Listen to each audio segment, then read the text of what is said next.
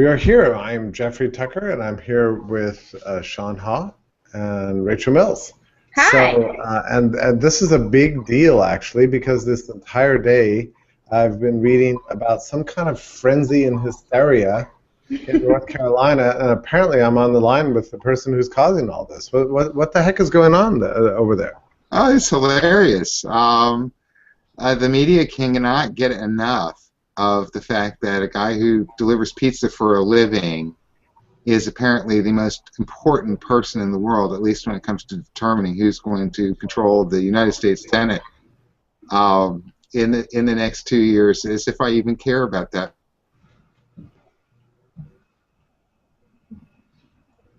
For a moment. I just feel like I have a tremendous opportunity to be the libertarian candidate in this race.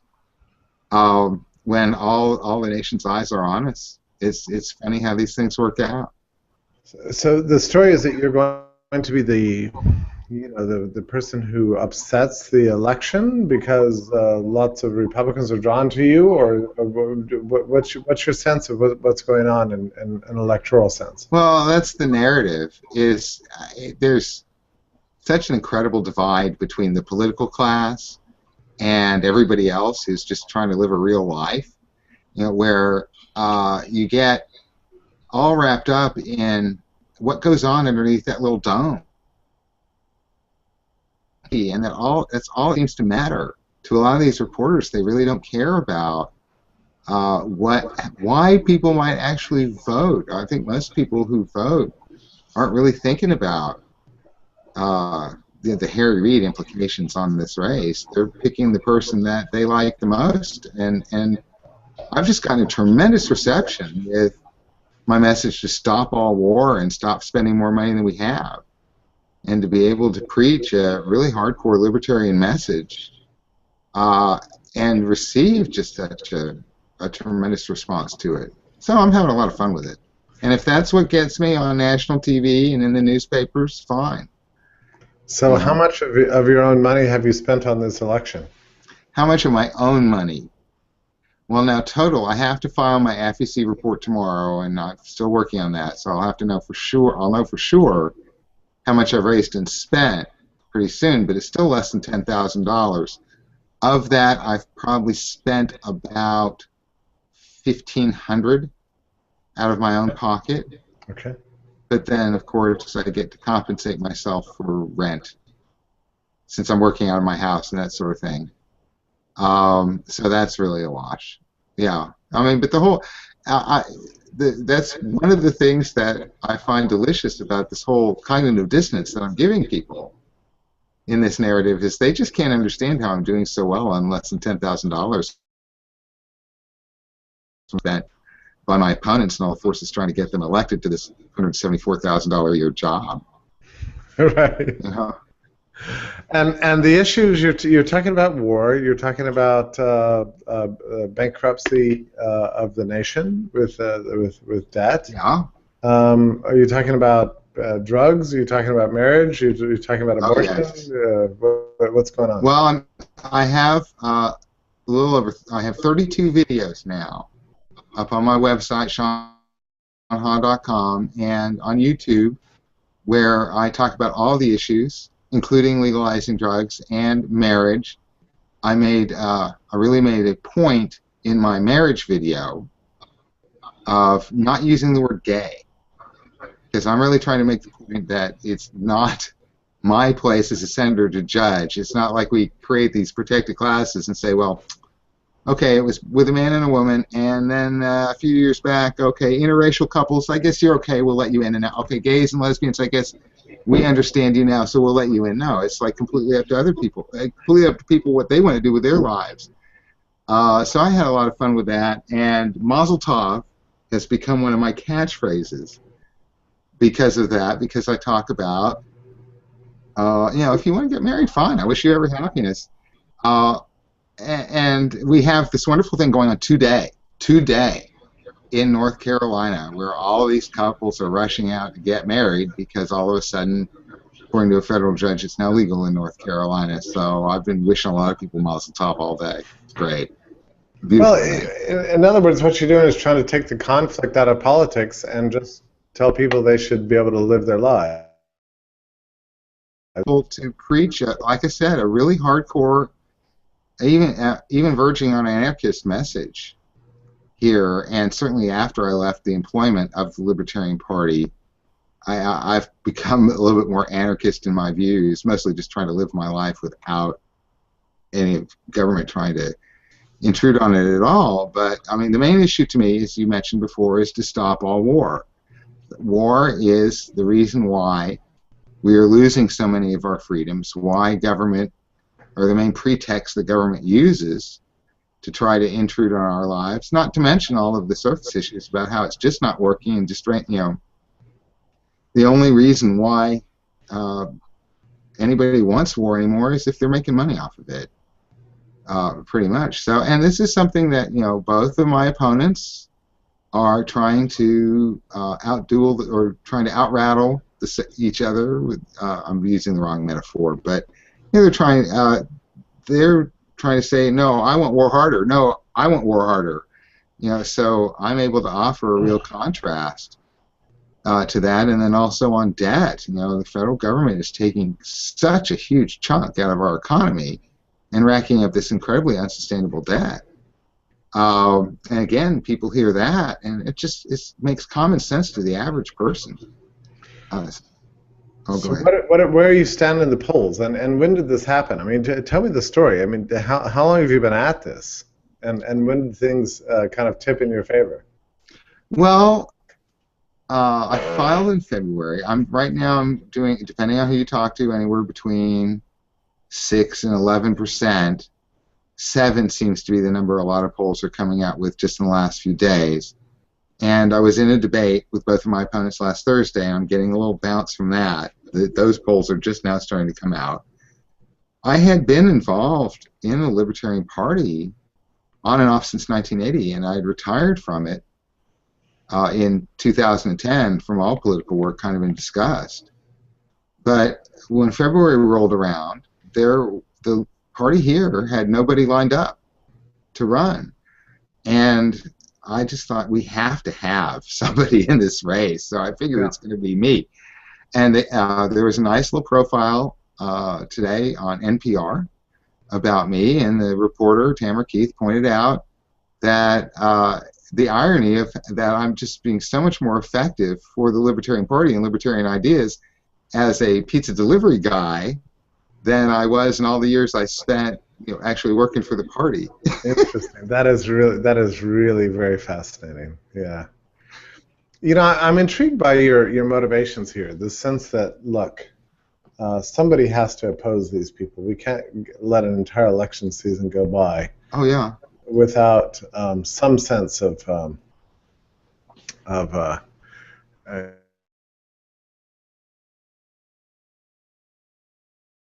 saying, and so that's what it was all about for you. It wasn't really a desire to be elected or a desire to rule anybody. It's really all about just a true sense of public service.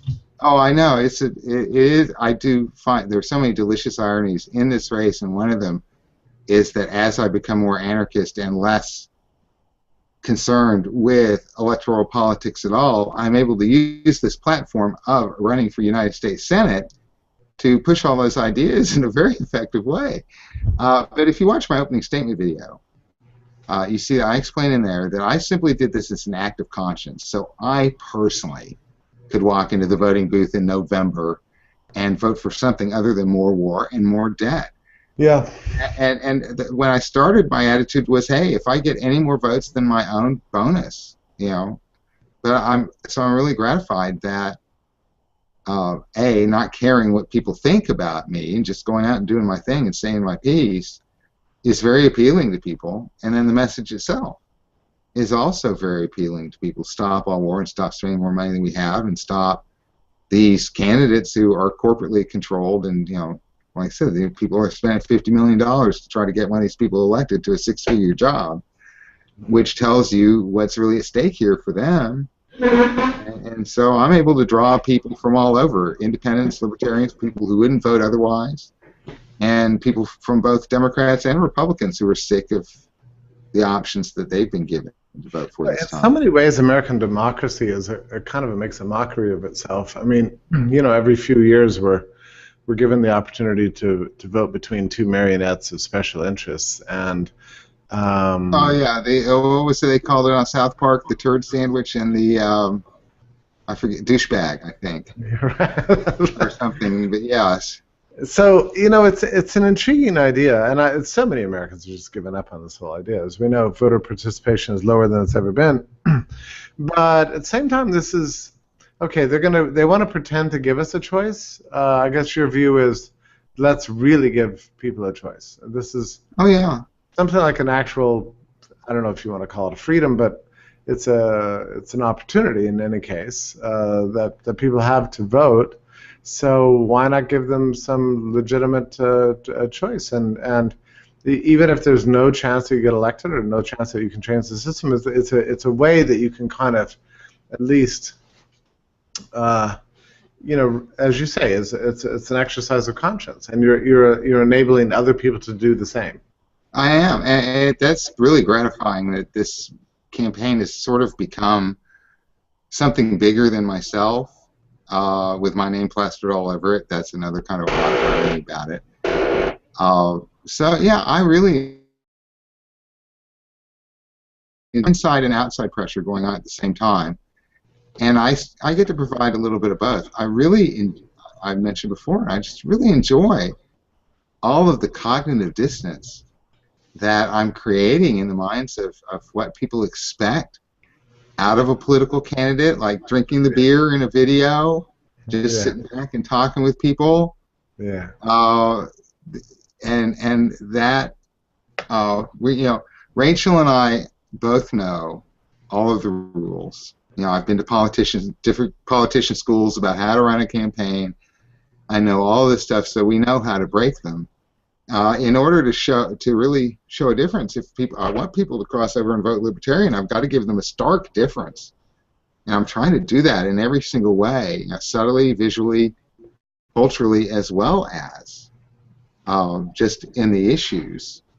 One little story. This is another way that I am blowing people's minds in the political world, and they just don't know what to make of me. Is the debate prep.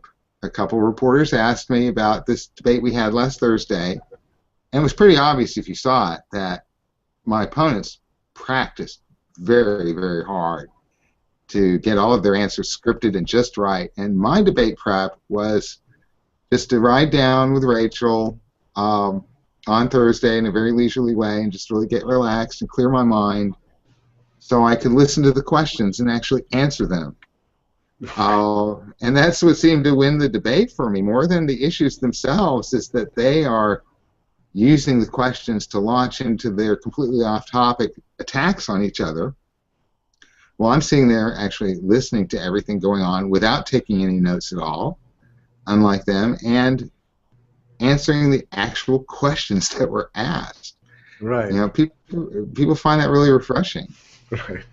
So much for prep. I mean, your prep is to prepare to answer the questions you're asked. Yeah. My prep was simply to be in like a calm, collected psychological state, and I had to concentrate, especially if I was the third person to answer. I had to concentrate. Okay, what was the question again? Because they're talking about everything other than the question. Right. So let me refocus on what the question actually was. Isn't that what debate prep really is? It's how not to answer the question. Apparently, how to direct it towards what you want to talk about. And yeah, it's just, and I actually a lot of criticism that I get is from fellow libertarians who want me to be wearing the suit all the time and who want me to put away the beer and are kind of freaked out by the fact that I'm so different and so loose up there. Yeah, no, you got to be nice. That's cool. No, that's the kind funny. I mean, basically, as a person who doesn't believe really ultimately in the right of anyone to rule anyone else through force. I think it seems to me you're presenting a really good message by being a regular person. Can you quickly tell me about how long you've been delivering pizzas and who you work for and what do you think about that job? A little bit over a year. I'll go ahead and give you the scoop. I never answer this one on camera, but I work for the Papa John's in North Durham.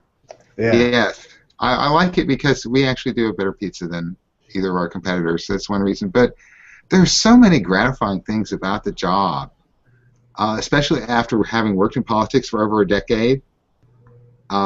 Being able to do is a real relief. Um, it's I get to. You think about the reasons why people order pizza. It's either a special event, or I'm going to do something nice for the kids, or I'm having a party, or maybe I just got home from work and I'm too tired to cook, so let's order out.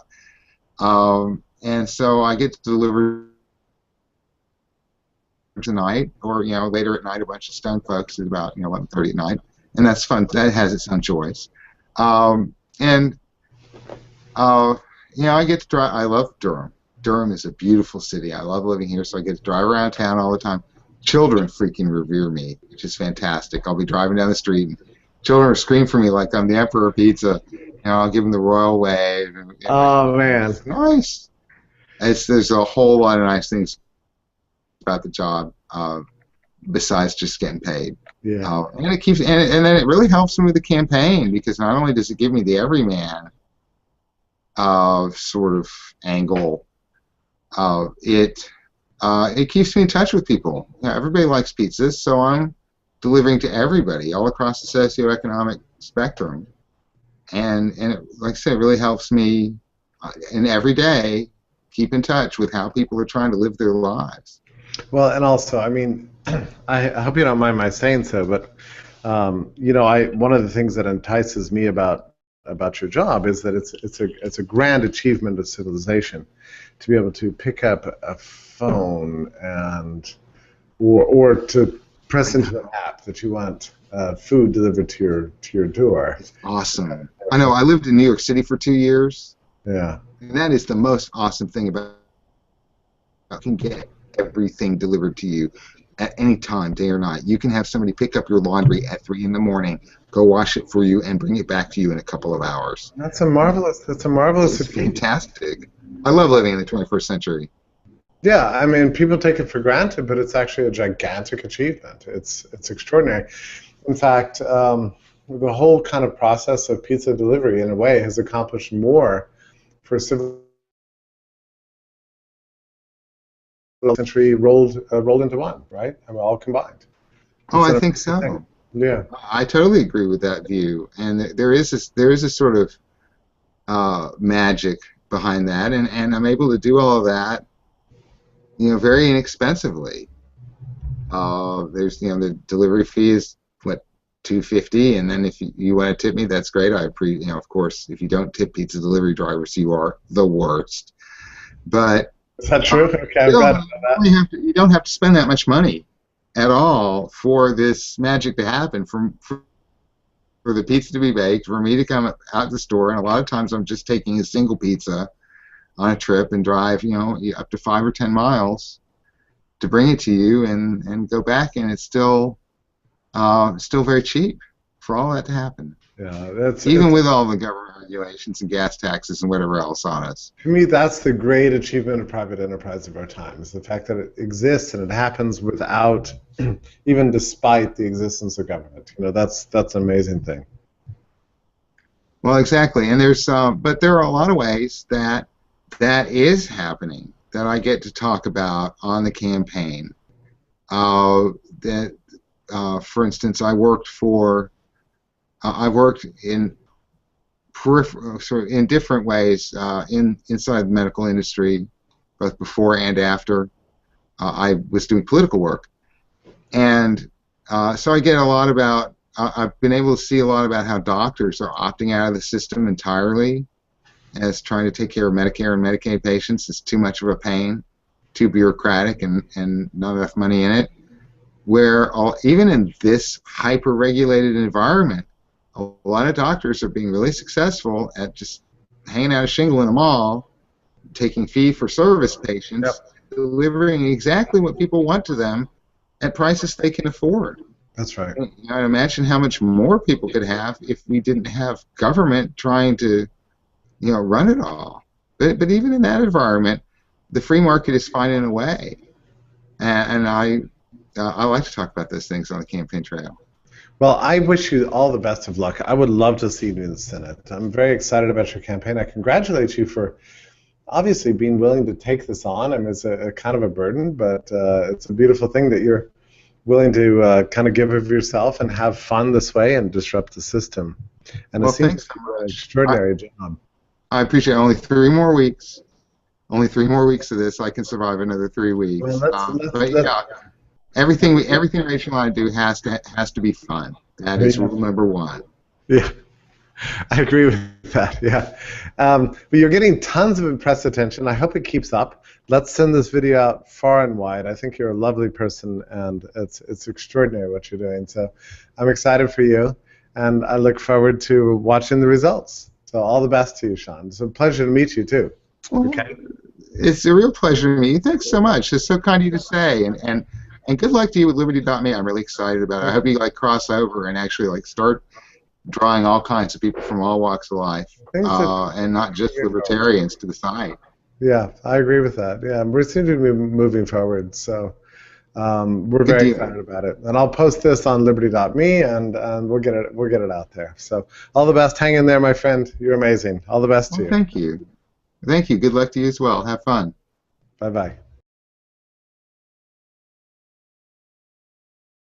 They really don't care about why people might actually vote. I think most people who vote aren't really thinking about the Harry Reid implications on this race. They're picking the person that they like the most, and I've just gotten a tremendous reception with my message to stop all war and stop spending more money than we have, and to be able to preach a really hardcore libertarian message and receive just such a tremendous response to it.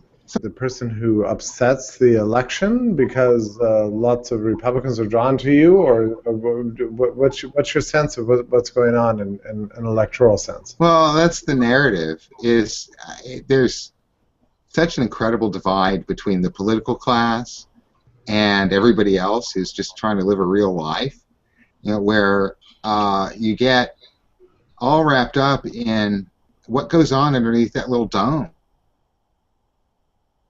and that's all that seems to matter to a lot of these reporters.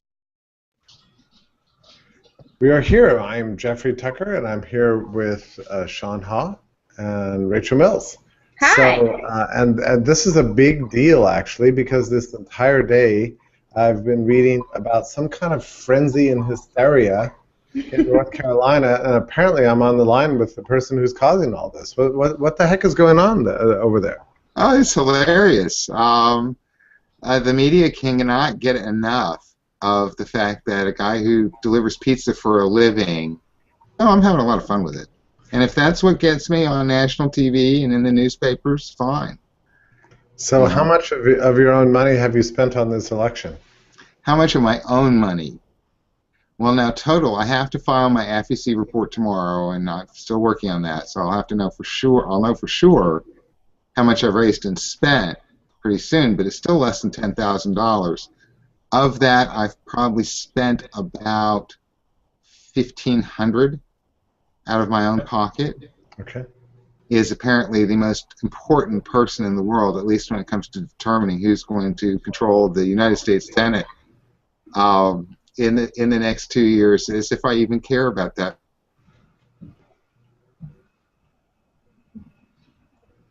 For a moment. I just feel like I have a tremendous opportunity to be the libertarian candidate in this race when all the nation's eyes are on us. It's funny how these things work out. So the story is that you're going to be the